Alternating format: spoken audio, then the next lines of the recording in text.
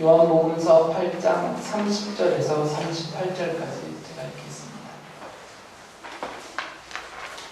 이 말씀을 듣고 많은 사람이 예수를 믿게 되었다. 예수께서 자기를 믿은 유대 사람들에게 말씀하셨다. 너희가 나의 말에 머물러 있으면 너희는 참으로 나의 제자들이다. 그리고 너희는 진리를 알게 될 것이며 진리가 너희를 자유롭게 할 것이다. 그들은 예수께 말했다. 우리는 아브라함의 자손이라 아무에게도 종노릇한 일이 없는데 당신은 어찌하여 우리가 자유롭게 될 것이라고 말합니까? 예수께서 대답하셨다. 내가 진정으로 너희에게 말한다. 죄를 짓는 사람은 다 죄의 종이다. 종은 언제까지나 집에 머물러 있지 못하지만 아들은 언제까지나 머물러 있다. 그러므로 아들이 너희를 자유롭게 하면 너희는 참으로 자유롭게 될 것이다. 나는 너희가 아브라함의 자손임을 안다. 그런데 너희는 나를 죽이려고 한다. 내 말이 너희 속에 있을 자리가 없기 때문이다. 나는 나의 아버지에게서 본 것을 말하고 너희는 너희의 아비에게서 들은 것을 행한다. 예수님의 말씀을 듣고 또 예수님께서 행함으로 보여주셨던 여러 표징을 보고 많은 사람들이 예수님을 믿었습니다. 예수님께서는 그 믿고 지금 예수님을 따르는 그 사람들에게 말씀하고 계세요. 그래서 31절에서 예수께서 자기를 믿은 사람들에게, 그 중에서도 특별히 믿은 유대 사람들에게 말씀하셨다라고 기록을 한 것이죠. 이 말씀을 하시면서 예수께서는 누가 진정으로 예수님을 믿고 따르는 참 제자인가, 그것에 대해서 말씀을 해주고 계세요. 31절에서 이렇게 말씀하셨어요. 너희가 나의 말에 머물러 있으면 너희는 참으로 나의 제자들이다. 반대로 말하면 너희가 나의 말에 머물러 있지 않으면 너희는 참으로 나의 제자가 아니다. 누가 예수님을 믿고 따르고 섬기는 참 제자이냐? 예수님이 여기서 정체성을 세워주셨어요. 예수님의 말에, 예수님께서 전하여 주시는 하나님의 말씀에 거하는 사람, 그 말씀에 거하고 있는 사람이 그리스도의 참 제자다라고 말씀을 해주신 것이죠. 예수께서 이렇게 말씀하신 이유는 물론 결과적으로도 이것은 분명히 드러납니다. 많은 사람들이 예수님을 그리스도라고 믿었다고 하지만 결과적으로 보면 또 많은 사람이 떠나갔어요. 예수님을 부인했고 배반했고 심지어 믿는다고 했던 그 무리들조차도 예수님이 십자가에서 못 박혀 죽임을 당하실 때 아무도 나서서 변호하지도 않았고 어쩌면 이 무리들 중에 예수님을 십자가에 못 박아라라고 소리쳤던 사람이 있을 수도 있었다는 거죠. 그래서 예수님께서 여기서 구분을 하셨어요. 예수님을 믿는다고 고백하면서 따른다고 해서 다 참 제자는 아니다라는 거죠.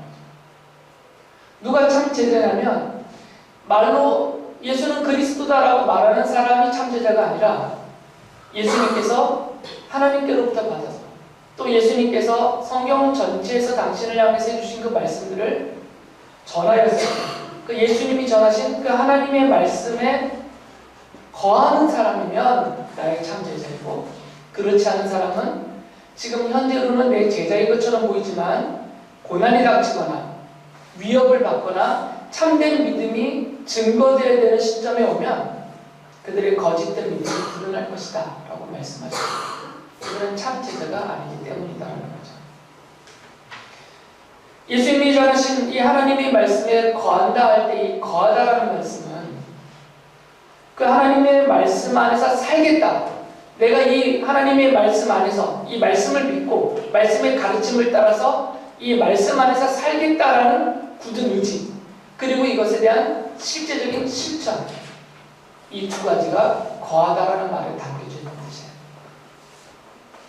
그러니까 입으로는 예수가 그리스도이십니다라고 고백을 하지만 예수님께서 전해주신 하나님의 말씀 안에 내가 이 말씀을 믿고 말씀하신 대로 따라서 살겠다라는 의지가 없는 사람, 그리고 이것이 완전하진 않더라도 실천적인 행함으로 나타나지 않는 사람은 참 제자가 아니다라는 말씀입니다. 이런 사람들의 특징은 어떤 사람들이냐, 말씀 안에 머물러 있는 사람, 거하는 사람의 특징은 어떤 사람이냐면 지속성이 있어요. 지속적으로 하나님의 말씀을 경청합니다. 대충 흘려듣는 게 아니고요, 경청해요. 경청이라는 게 아시잖아요. 그 말을 이해해보려고, 상대방이 하는 말을 내가 받아들이려고, 그 사람이 무슨 말을 하려고 하는지 그 뜻을 알고 싶어서 자기의 생각과 마음을 집중해서 듣는 태도, 이게 경청이거든요. 당연히 제자가 스승의 가르침 앞에서 가져야 될 태도예요. 요즘 학생들은 학교 선생님이 수업 시간에 가르치는 내용을 경청을 안 하잖아요. 잘 안 들어요.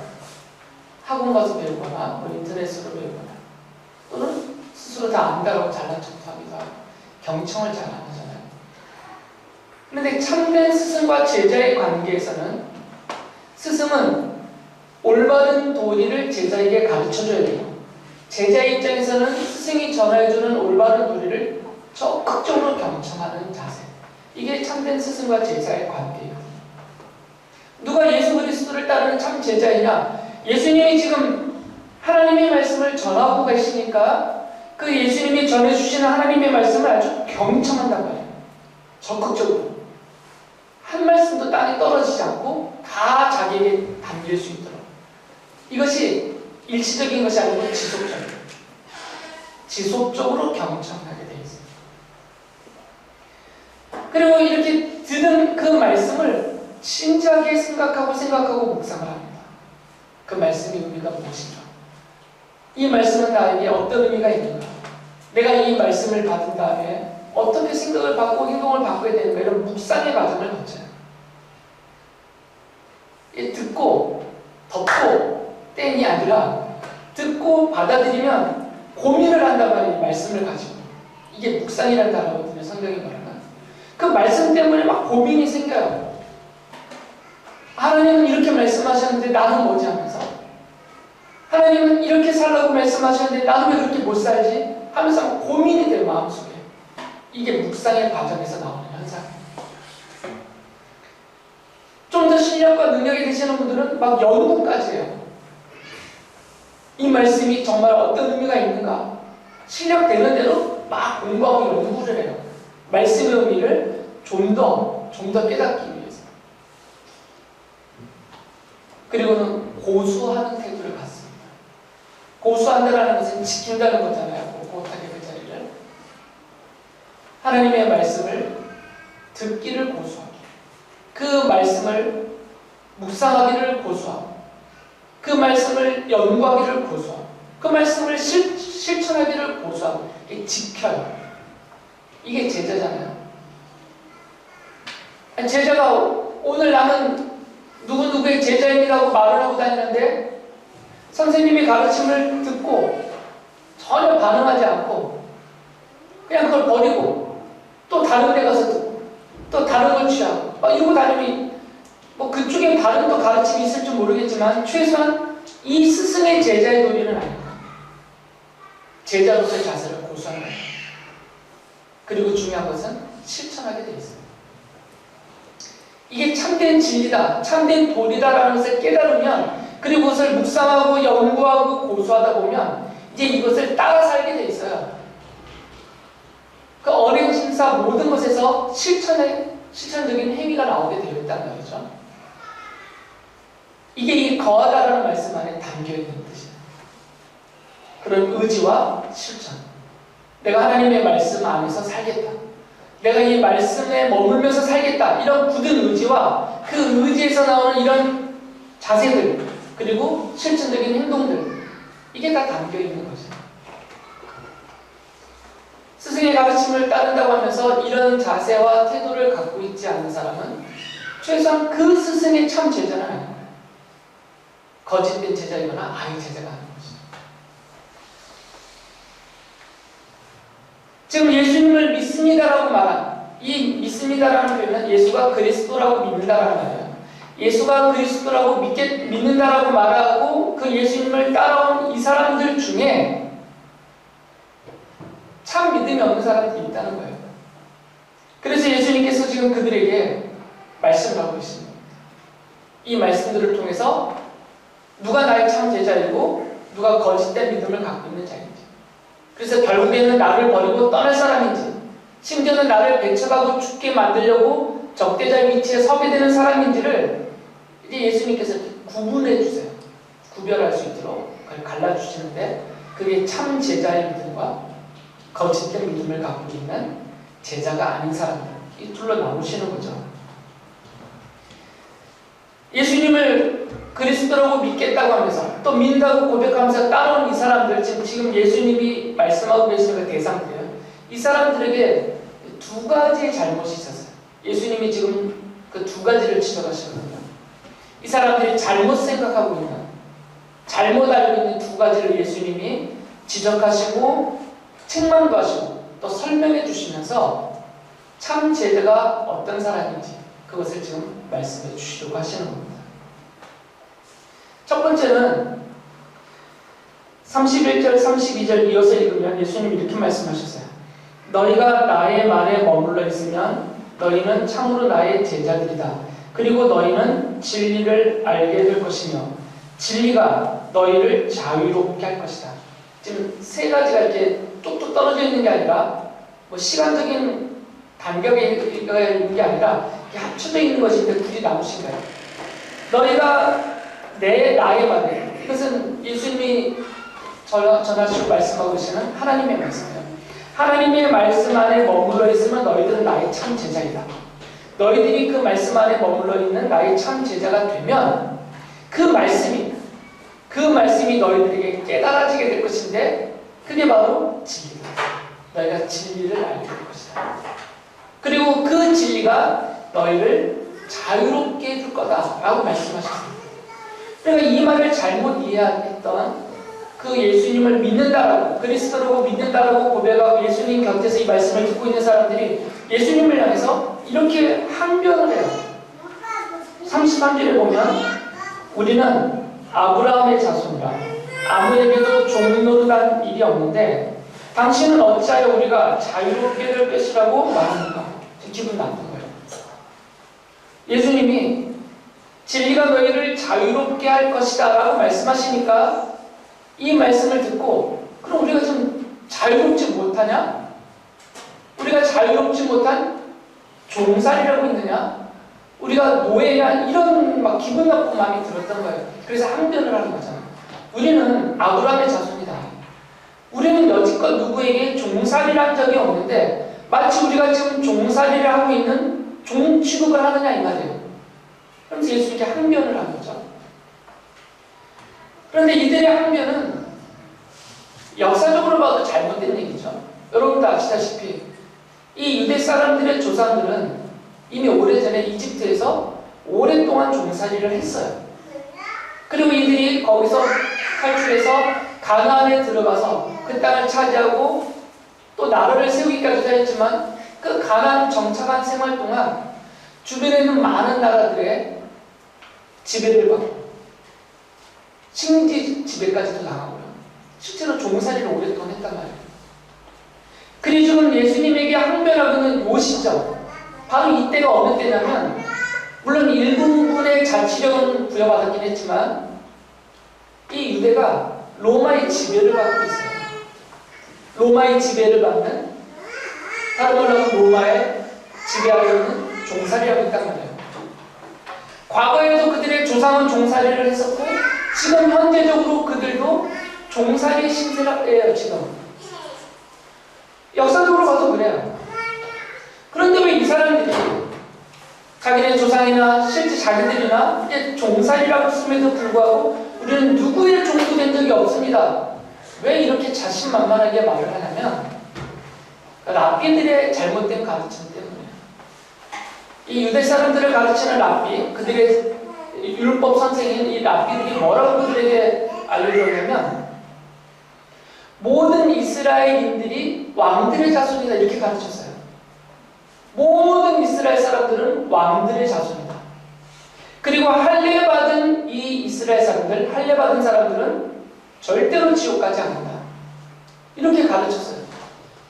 그러니까 유대인들이 스스로 생각하기에 우리가 힘으로는 약해서 더 센 나라에게 굴복당해서 종살이를 했을지 모르지만 정신적으로는 그들의 갖고 있는 정신적으로 본다면 우리는 왕들의 자손이니까 왕은 종살이하지 않잖아요. 왕들의 자손이니까 그리고 우리는 할례받은 유대인들이니까 우리는 하나님의 심판이 아니라 구원과 복을 받은 하나님의 백성이니까 우리는 종살이한 적이 없다 이렇게 스스로 생각했던 것이죠. 그러니까 힘으로는 더 센 나라에게 굴복하여 종살이를 했더라도 정신적으로는 신앙적으로는 우리는 한 번도 종살이한 적이 없다 이렇게 믿고 살아왔어요. 그러니까 예수님이 마치 그들을 종살이하고 있는 사람들 취급하면서 너희들을 자유롭게 해줄 것이다 라고 말씀하시니까 기분이 나빴다. 그래서 항변을 했던 거죠. 예수께서는 이들의 잘못된 생각을 지적해 주시죠. 지금 예수님이 말씀하신 이 종살이에 갇혀있는 이들의 처지는 무엇을 말하냐면 나라나 사람에게 힘으로 굴복하여 하는 종살이를 말씀하신 것이 아니에요. 요한복음서 8장 34절에서 이렇게 말씀하셨어요. 내가 진정으로 너희에게 말한다. 죄를 짓는 사람은 다 죄의 종이다. 지금 사람과 나라의 종살이 한다는 문제를 예수님이 지적하신 게 아니라 죄의 종살이하고 있다고 말씀하신 거예요. 죄를 짓는 사람은 다 죄의 종이다. 왜 그러냐면 죄를 지으면 죄인인 거죠. 죄를 짓는 사람은 그 사람이 아무리 신분이 높아도 아무리 가진 것이 많아도 스스로 거부할 수 없는 스스로 아니다라고 변명할 수 없는 너무나 명백한 죄인이 되는 것이죠. 죄를 지은 모든 사람은 다 죄인이 되는 거예요. 마치 인간으로 태어난 모든 사람이 인간인 것처럼 죄를 지으면 필연적으로 그 사람은 죄인이 되는 것이에요. 그리고 자신이 지은 그 죄라는 행위, 지은 죄에 대한 그 행위에 대해서 책임을 져야 돼요. 그 책임으로 자기가 저지른 그 죄악에 대한 대가를 지불을 해야 돼요. 성경은 그 책임을, 그 대가를 죽음이라고 말하죠. 로마서 6장 23절에서 이렇게 말씀하셨어요. 죄의 삭은 죽음이요 하나님의 선물은 우리 주 예수 그리스도 안에서 우리는 영원한 생명입니다. 죄를 지은 사람은 지속성을 갖게 돼요. 우리가 인간의 속성이잖아요. 죄를 지으면 자꾸 죄를 짓게 돼요. 죄는 반복되고 이게 반복되다 보면 습관이 돼요. 습관이 되다 보면 그걸 좋아하게 됩니다.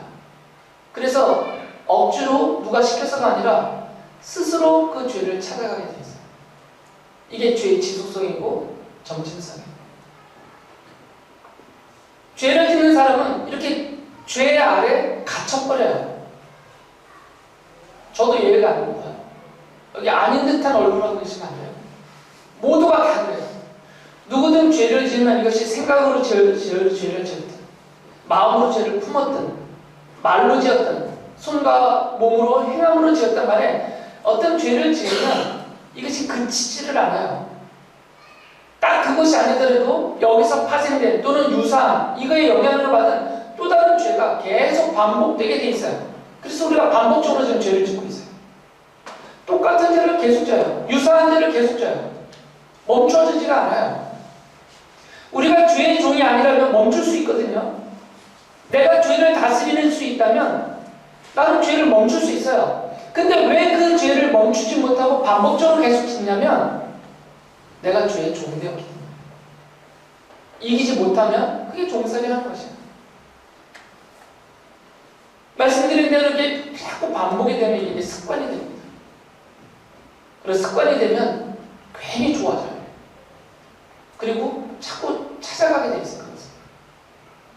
이게 죄의 종살이에요. 현실적인 죄의 종살입니다.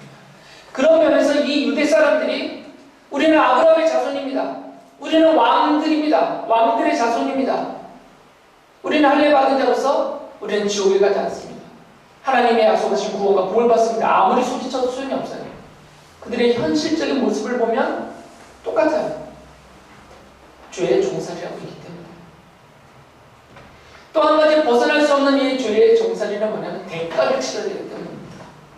내가 주인이면 대가 안 지불해도 돼요. 아니 내가 내 집에 있는 걸 내가 먹었는데 무슨 돈을 냅니까? 내 건데. 그런데 내 것이 아니면 그것을 먹었을 때 돈을 내야 돼요. 그리고 또 내가 만약에 수빈이 집에 제가 종으로 있다면 제가 한 달 동안 수빈이 집에서 종살이를 하고 있으면 한 달이 지났을 때 또는 정해진 때가 되면 주인인 수빈이가 저에게 싹스를 줘야 돼요. 제가 일한 대가를. 못된 놈들은 겨우 먹을 거 조금 주겠고 좀 괜찮은 사람들은 노동에 대한 그 노동력에 대한 가치를 인정한 만큼 돈을 주든 물질을 주든 뭔가 줄 거예요. 이게 싹시예요. 받는 싹. 이게 주인과 종의 관계를 설정해 주는 거예요. 종은 노동을 하고 주인은 노동에 대해서 값을 치러주는 거거든요.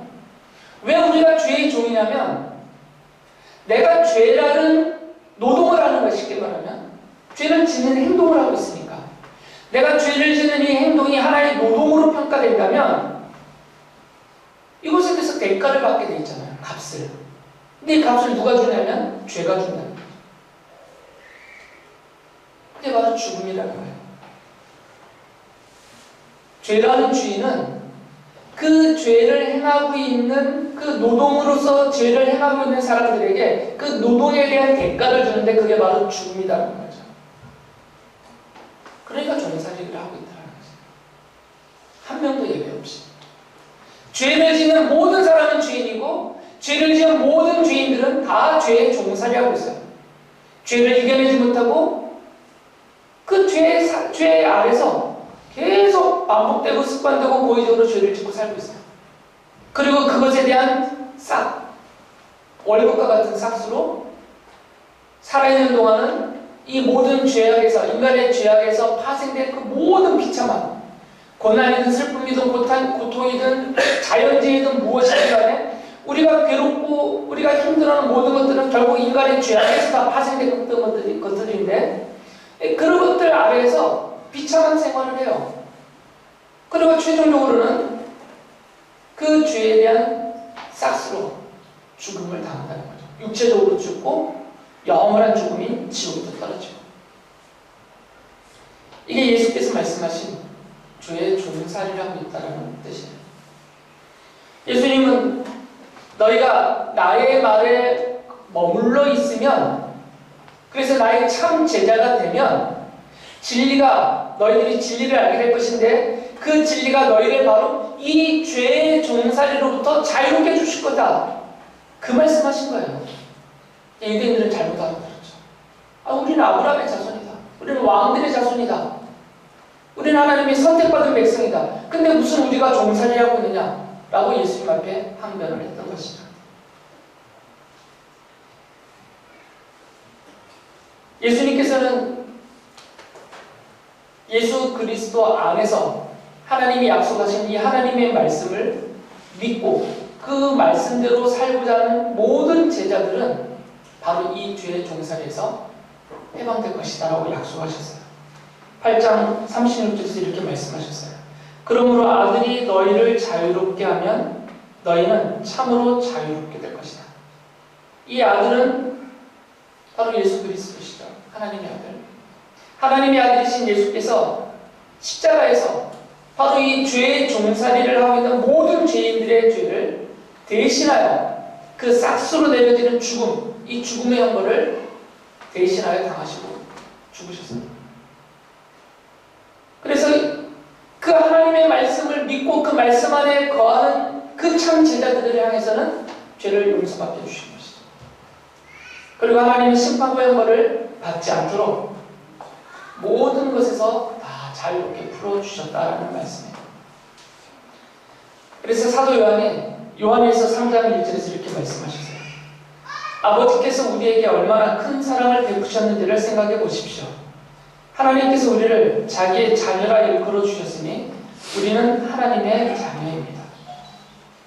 이제는 종이 아니라 자녀가 되었다는 거예요. 전에는 죄의 종이었지만 이제는 예수님을 믿는 참 제자가 되어서 이제는 죄의 종의 신분을 벗고 하나님의 자녀, 하나님의 아들, 딸이 되었다는 거죠. 그래서 진정한 자유가 우리에게 주어졌다는 말씀입니다. 35절에서 이렇게 말씀하셨어요. 종은 언제까지나 집에 머물러 있지 못하지만 아들은 언제까지나 머물러 있다. 종은 언제든지 팔려나갈 수 있어요. 그 당시에 이 고대 시대 때 문화에서는 종은 재산에 불과하니까 그 집에 영원히 머물 수 없어요. 팔려나간단 말이죠. 하지만 아들은 팔려나가지 않죠. 아들이니까. 왜 그러냐면 아들은 상속자잖아요. 상속자니까 그 아버지의 집에 영원히 머물 수 있는 거예요. 언제까지나. 예수께서 말씀하신 이 집은 바로 하나님의 집입니다. 하나님의 집. 죄의 종에 속한 사람들은 하나님의 집에 머물 수 없다는 거죠. 그러나 아들이 되면 예수 그리스도를 통해서 죄 용서를 받고 하나님의 자녀, 하나님의 아들이 되면 이제 하나님의 아버지가 되어주시는 거니까 아버지의 상속자로서 아들이 되면 하나님 아버지의 집인 천국, 그 나라에서 영원히 살 수 있다는 거죠. 이게 종과 아들에 대한 자녀의 다 완전히 달라진 상태를 말하는 것입니다. 예수님께서는 이것을 말씀하신 것이에요. 하나님의 말씀에 머물러 있어야만 그 말씀이 진리라는 것을 알게 될 것이다. 그리고 이 진리의 말씀이 너희를 이 죄의 종살이로부터 해방시켜서 자유롭게 해주실 것이다. 바로 이 진리는 영원한 생명에 이르게 하는 지식이기 때문에. 두 번째, 이 사람들이 잘못 생각하고 있었던 것이 있어요. 이 사람들은 주장하거든요. 8장 30절을 보면 우리 조상은 아브라함이오라고 했을 때 아주 큰 소리쳐요. 우리의 조상은 아브라함이다. 그 얘기는 뭐냐면 우리는 아브라함의 자손이다라는 얘기죠. 이 아브라함의 자손의 의미를 잘못 알고 있어요. 두 가지를 잘못 알고 있다고 했잖아요. 첫 번째는 이 종살이의 의미, 죄의 종의 의미를 모르고 있어서 이들은. 두 번째로는 도대체 이 아브라함의 자손은 누구인가? 아브라함의 자손의 정체를 잘 모르고 있어요. 이들은 자기들이 아브라함의 자손이라고 생각하는 거죠. 우리 조상은 아브라함이다. 그래서 아브라함을 아버지라고 불러요. 그들이 이렇게 주장하는 이유는 뭐냐면 하나님이 아브라함에게 해주신 그 약속, 구원과 복, 이걸 우리가 그대로 물려받았다 그 얘기예요. 아들이 아버지의 것을 물려받으니까 아브라함이 우리의 조상이 우리 아버지니까 그 아브라함의 자손이고 아들에 속한 우리는 하나님이 아브라함에게 주신 그 모든 약속, 그 복된 약속을 그대로 우리가 물려받았다. 이렇게 생각하고 있는 거죠. 예수님께서 8장 37절에 보면 이렇게 주장하는 이 유대 사람들이 혈통적으로는 아브라함의 자손이다라는 것을 예수님이 인정해 주세요. 이렇게 말씀하시죠. 나는 너희가 아브라함의 자손임을 안다. 그런데 너희는 나를 죽이려고 한다. 내 말이 너희 속에 있을 자리가 없기 때문이다. 아브라함의 자손이라면 예수님을 죽이려 할 수가 없어요. 왜 그러냐면 이 아브라함은 바로 이 예수님을, 오실 예수님을 믿음으로 바라보고 있었던 사람이에요. 그래서 39절 40절에서 이렇게 말씀하세요. 너희가 아브라함의 자녀라면 아브라함이 한 일을 하였을 것이다. 그러나 지금 너희는 너희에게 하나님에게서 들은 진리를 말해준 사람인 나를 죽이려고 한다. 아브라함은 이런 일을 하지 않는다. 아브라함의 자손이라면 아브라함의 모든 믿음과 약속과 복을 상속받은 아브라함의 자손이라면 아브라함처럼 해야 되잖아요. 왜냐면 아브라함이 믿음으로 모든 것을 받았으니까. 그럼 아브라함처럼 믿어야 된다는 거죠. 아브라함의 믿음은 뭐냐면 바로 오실 예수 그리스도를 향한 믿음이에요. 이분을 통해서 이루어질 그 모든 약속의 성취에 대한 믿음을 갖고 오실 메시아를 바라보고 있었고 그분이 바로 예수 그리스도시잖아요. 그런데 지금 유대인들은 오히려 모든 성경이 예언했고 모든 성경이 약속했던 메시아로 오실 그분 예수 그리스도가 오시는데, 아브라함이 그렇게 기다렸던 그리스도로서 메시아가, 진정한 메시아가 오셨는데 죽이려고 하고 있잖아요. 그러니까 아브라함의 믿음이 없다는 거죠. 너희들이 진정한 아브라함의 자손이면 나를 향해서 이렇게 죽이려고 할 수가 없다. 아브라함이 한 것처럼 너희도 했을 것이다. 아브라함이 한 것은 뭐예요? 믿음이잖아요. 그럼 너희들도 믿음으로 하나님의 말씀을 받고, 내가 지금 전해주고 있는 하나님의 말씀을 받고, 내가 하나님의 아들이요 그리스도라는 사실을 온전히 믿고 너희들이 나를 따랐을 것이다. 나의 참 제자가 되었을 것이다. 그런데 지금 너희들은 나를 죽이려고 하고 있지 않느냐. 그러면서 너희들이 아브라함의 자손이라고 말하고 있는 것은, 그래 인정해준다, 너희들은 혈통적으로는 아브라함의 자손이지만 언약의 자손은 아니다. 하나님이 아브라함에게 약속해 주신 그 믿음의 자손, 그 언약의 자손은 아니라는 겁니다. 하나님께서 아브라함에게 약속하셨던 그 복, 그 구원과 그 약속, 그 복, 이것을 물려받는, 이건 믿음으로, 그 언약에 대한 믿음으로 물려받는 건데, 너희들에게는 이것이 없으니까 혈통적으로는 아브라함의 자손일지 몰라도 이 믿음의 자손, 언약의 자손은 아니다라고 말씀합니다. 하나님의 말씀을 안 믿고 있습니다. 그러면 도대체 너희들은 누구냐? 너희들의 아버지가 누구냐? 아브라함이 아니다는 거죠. 언약적인 면에서 보면 혈통적으로는 아브라함이 너희들의 아버지일지 모르겠지만 언약적으로 본다면 너희들의 아버지는 아브라함이 아니다. 왜 그러냐면 아브라함처럼 하지 않으니까. 너희들의 아버지를 내가 알려주겠다 라고 하시면서 8장 44절에서 이렇게 말씀하세요. 너희는 너희 아비인 악마에게서 땄으며 또 그 아비의 욕망대로 하려고 한다. 그는 처음부터 살인자였다. 또 그는 진리 편에 있지 않다. 그것은 그 속에 진리가 없기 때문이다. 그가 거짓말을 할 때에는 본성에서 그렇게 하는 것이다. 그는 거짓말쟁이이며 거짓의 아비이기 때문이다. 지금 너희들은 스스로 아브라함의 자손이라고 말하고 아브라함이 우리 아버지다라고 말하지만 사실은 너희들의 아버지는 악마다, 바로 사탄이다라는 거죠. 왜 그러냐면 너희들이 하는 짓을 보면 꼭 악마가, 사탄이 하는 것처럼 하고 있기 때문이라는 거죠. 아브라함은 그렇게 안 했다는 거죠. 아브라함은 믿음으로 산 사람이에요. 그러니까 이 아브라함의 믿음을 물려받은 언약의 자손들 또한 믿음으로 사는 사람들이에요. 그런데 지금 이 유대인들을 보면 예수님을 오히려 죽이려고 하고 있잖아요. 그리고 거짓을 행하고 있고 악행을 저지르고 있고, 그럼 이 모든 것은 어디서부터 하느냐? 너희들의 아비에게서 물려받았다는 거죠. 그러니까 그 아버지를 쫓아 올라가 보면 바로 사탄이다라는 거죠. 그러니까 너희들은 사탄에게 속한 자들이다라는 거죠.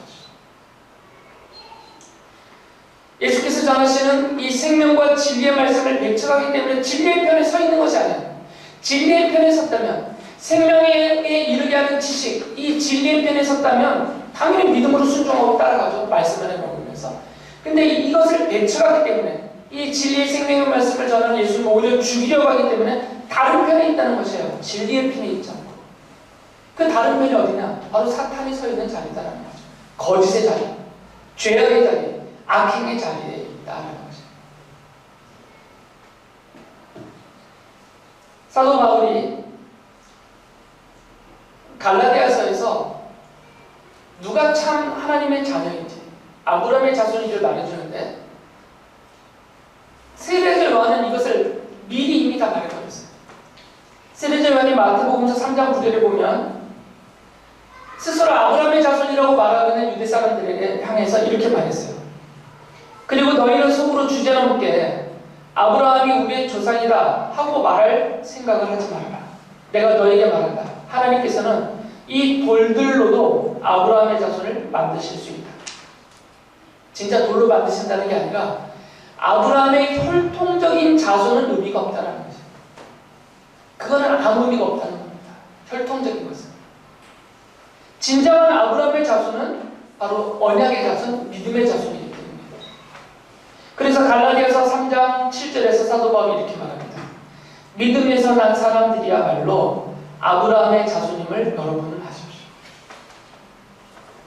바로 믿는 사람들이 아브라함의 언약의 참 자손이라는 거예요. 그러니까 여러분들은 믿음으로 따지면 여러분이 무슨 김씨든 무슨 이씨든 무슨 맛이든 그건 상관없고요. 그건 혈통적인 관계일 뿐이고 믿음으로 본다면 우리는 다 아브라함의 믿음의 자손이라는 거죠.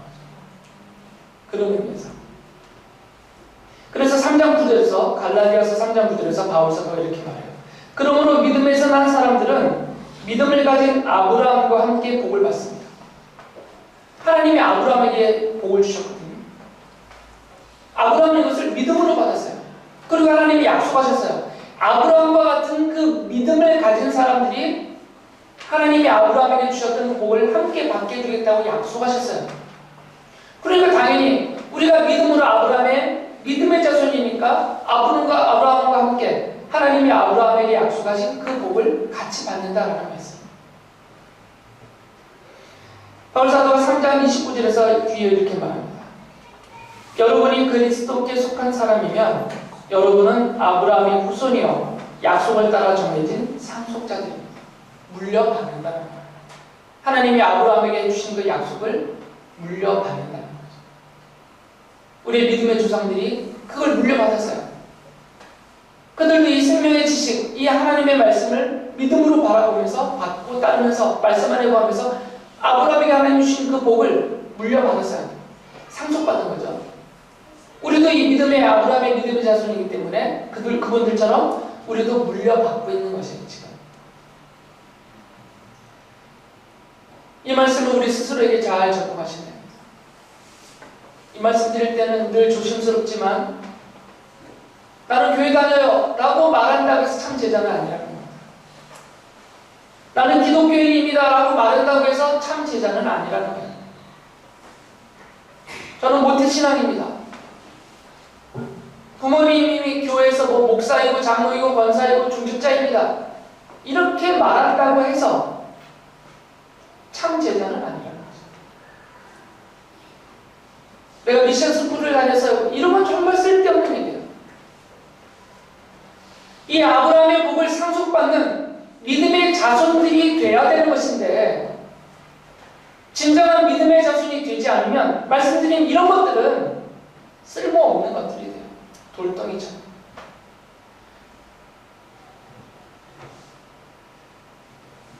늘 우리는 겸손하게 의심하라는 것이 아니고요. 자기를 돌아보면서 다시 점검하라는 겁니다.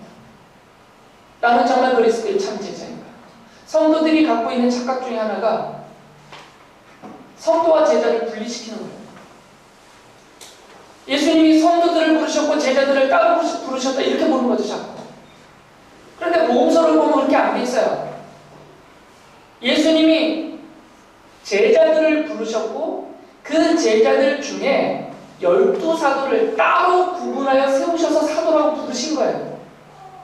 그러니까 이 12명의 사도도 12명의 제자도 예수님을 믿는 모든 제자들에 속한 자들이에요. 여기서 따로 빼놓으셨을 뿐이에요. 특별히 시키실 일이 있어서. 그러니까 신분은 똑같아요. 똑같은 제자예요. 성경은 성도와 제자를 구분하지 않습니다. 성도의 정체가 제자라는 말 속에 담겨있기 때문에 구분하지 않아요. 그런데 우리는 자기가 살기 편하겠다고 자꾸 그걸 구분시켜요. 목사 같은 사람들만 제자 역할 하면 되고 앉아 예배하는 여러분들은 제자 역할 안 해도 되는 그냥 주시는 복만 받으면 되는 그런 성도인 것처럼 완전히 저하고 여러분들을 구분한다니까 스스로. 성경은 그렇게 말하지 않는데 예수님은 처음부터 예수님을 믿는 사람들을 제자라고 부르셨어요. 그리고 참 제자로 살라고 말씀하셨어요. 처음부터. 그리고 지금까지도 그렇게 하고 계세요. 여러분들은 예수 그리스도의 십자가 대속의 은총을 입은 성도입니다. 거룩한 하나님의 자녀여 백성들이에요. 그러면서 동시에 예수님께서 우리에게 알려주신 바로 이 하나님의 말씀 안에 머물며 살아야만 하는 참 제자들이신 거죠. 그럼 제자로 부르셨으면 제자답게 머물러 있어야 돼요. 이 하나님의 말씀 안에 머물면서 살아야 돼요. 말씀드렸던 대로 지속성을 가지고 말씀을 경청하고 말씀을 묵상하고 할 수만 있으면 연구까지도 하고 그것을 고수하고 또 적극적으로 실천하고 그 정도에 대해서는 주님이 다 평가하시고 주님이 다 알아서 받아주세요. 우리가 매길 점수는 없어요. 살지 우리의 자세와 태도가 필요하다는 거죠. 이런 제자로서, 참 제자로서의 자세와 태도를 갖고 살아야 돼요. 왜 그러냐면 우리에게는 약속이 있기 때문입니다. 성경이 말씀하셨어요. 우리는 아브라함의 자손이다. 우리는 아브라함의 믿음의 자손이다. 그래서 우리는 아브라함과 함께 아브라함이 받을 복을 함께 받는다. 그러니까 하나님이 지금 여러분들을 사랑하고 계십니다. 여러분들을 돌봐주고 계시고, 우리가 잘 몰라서 그러지 하나님 우리의 필요를 채워주시고 보호해주시고 위로해주시고 이끌어주고 계세요. 이게 이 땅에서 받게 해주겠다고 하신 하나님의 약속이에요. 우리의 마음에 원하는 만큼이 될지 안 될지는 모르겠지만 하나님은 딱 우리에게 맞게 베풀고 계세요. 넘치지 않도록, 넘쳐서 범죄하지 않도록, 부족해서 범죄하지 않도록 딱 맞게 인도해주고 계세요. 우리가 믿음이 없기 때문에 그러니까 하나님의 맞춤에 들어가지 않을 뿐인 것이죠. 모든 성도들이 바로 이 믿음을 가지고 하나님의 말씀 안에 머물며 사는 예수 그리스도의 참 제자로서 살면서 아브라함과 함께 하나님이 약속하신 그 복을 풍성하게 누리며 사실 수 있기를 바랍니다.